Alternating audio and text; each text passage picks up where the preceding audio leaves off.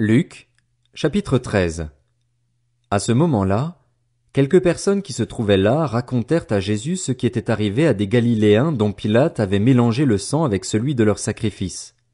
Jésus leur répondit, « Pensez-vous que ces Galiléens étaient de plus grands pécheurs que tous les autres Galiléens parce qu'ils ont subi un tel sort?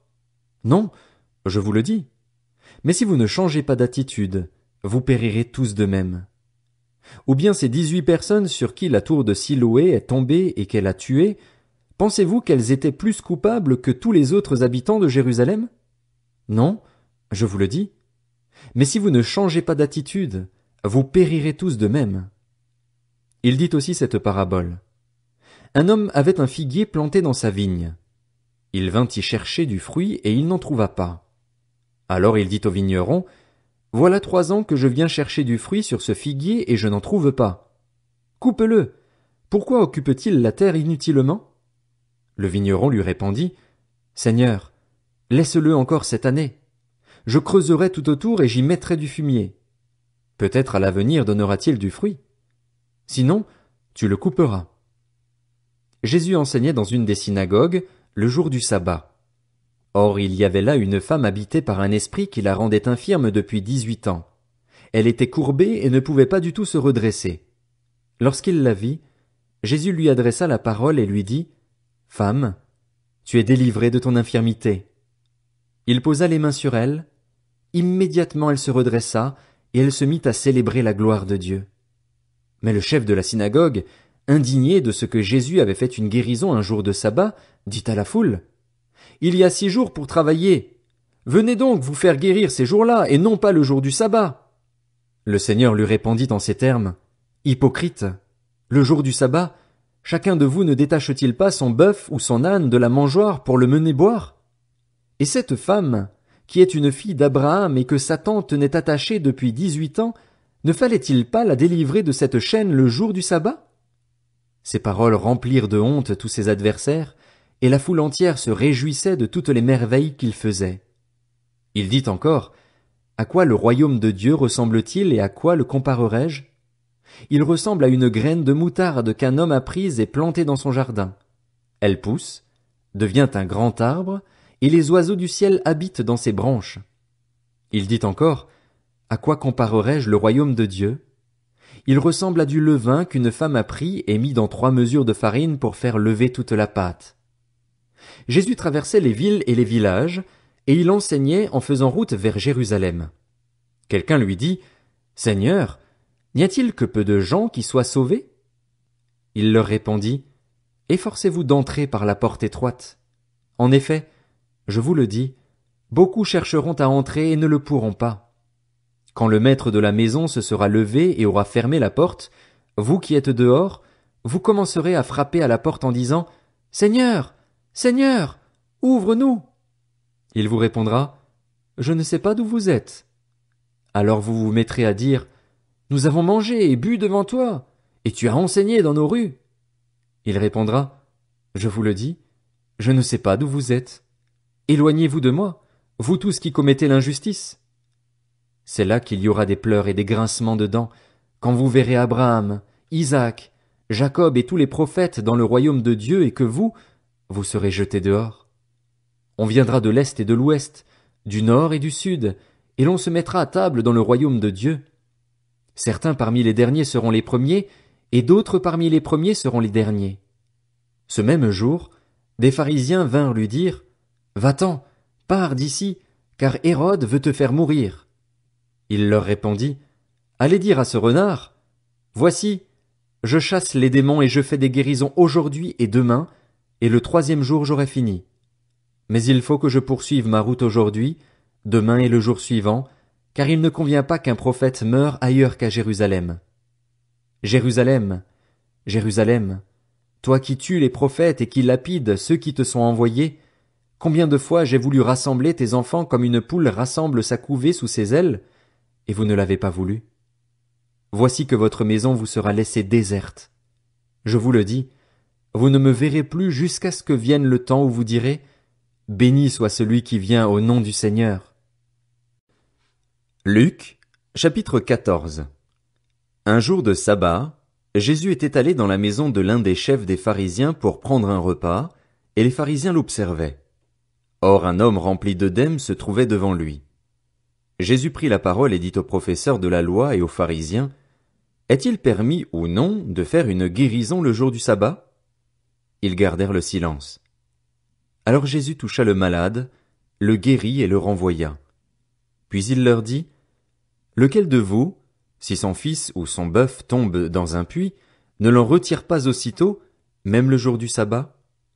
Et ils furent incapables de répondre à cela. Il adressa ensuite une parabole aux invités, en voyant qu'ils choisissaient les meilleures places. Il leur dit, « Lorsque tu es invité par quelqu'un à des noces, ne te mets pas à la meilleure place, de peur qu'il n'y ait parmi les invités une personne plus importante que toi et que celui qui vous a invité l'un et l'autre ne vienne te dire, « Laisse-lui la place !» Tu aurais alors la honte d'aller occuper la dernière place. Mais lorsque tu es invité, va te mettre à la dernière place, afin qu'au moment où celui qui t'a invité arrive, il te dise, « Mon ami, monte plus haut !» Alors tu seras honoré devant tous ceux qui seront à table avec toi. En effet, toute personne qui s'élève sera abaissée, et celle qui s'abaisse sera élevée. Il dit aussi à celui qui l'avait invité, « Lorsque tu organises un dîner ou un souper, n'invite pas tes amis, ni tes frères, ni tes parents, ni des voisins riches, de peur qu'ils ne t'invitent à leur tour pour te rendre la pareille. Lorsque tu organises un festin, invite au contraire des pauvres, des estropiés, des boiteux, des aveugles, et tu seras heureux, car ils ne peuvent pas te rendre la pareille.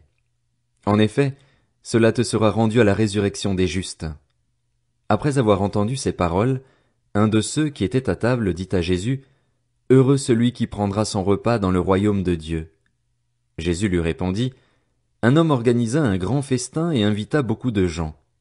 À l'heure du festin, il envoya son serviteur dire aux invités, « Venez, car tout est déjà prêt. » Mais tous sans exception se mirent à s'excuser.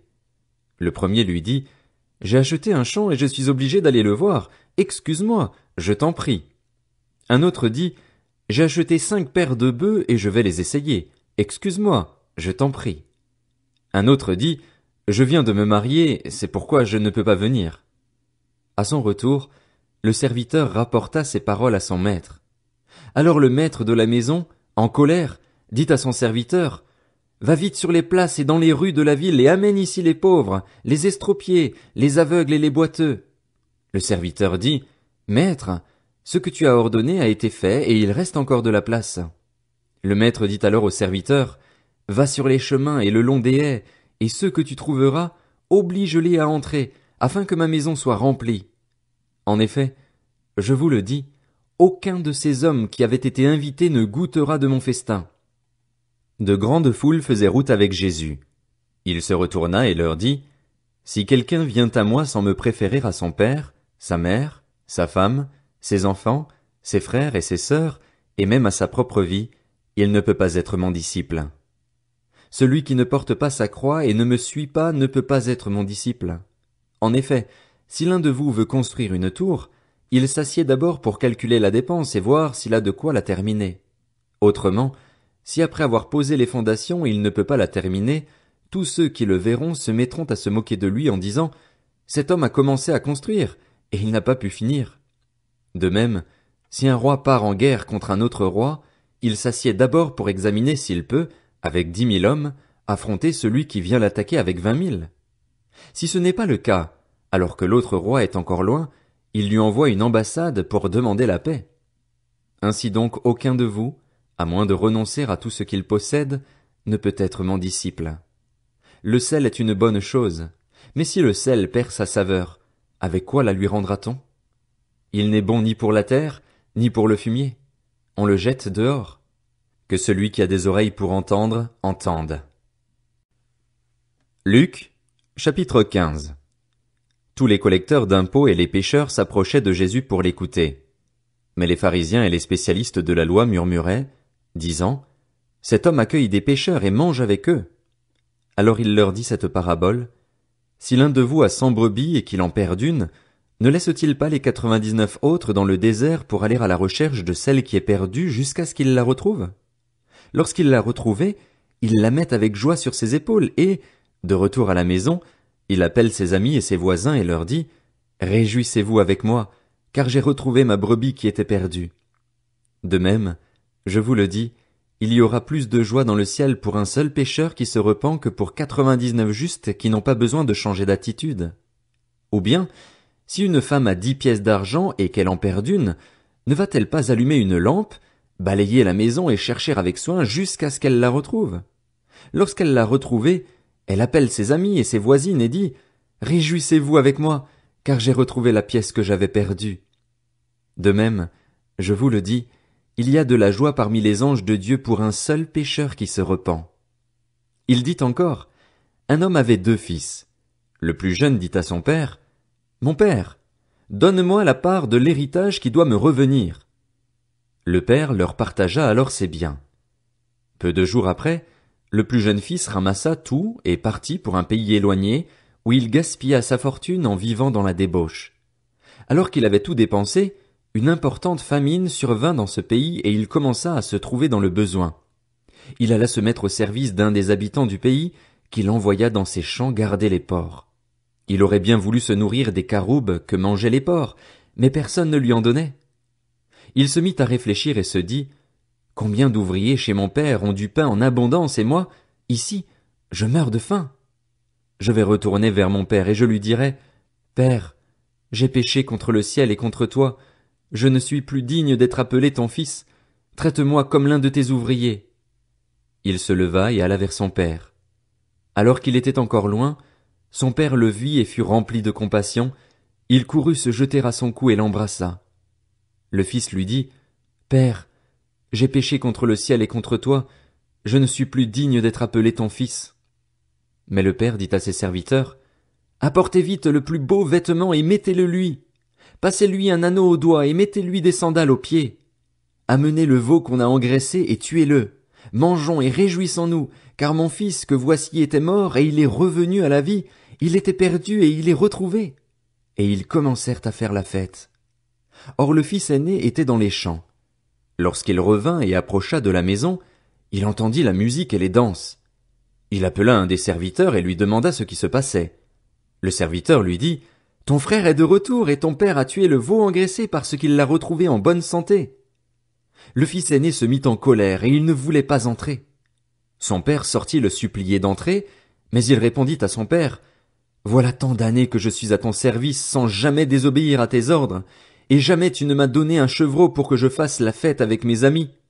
Mais quand ton fils est arrivé, celui qui a mangé tes biens avec des prostituées, pour lui tu as tué le veau engraissé. » « Mon enfant, lui dit le père, tu es toujours avec moi et tout ce que j'ai est à toi.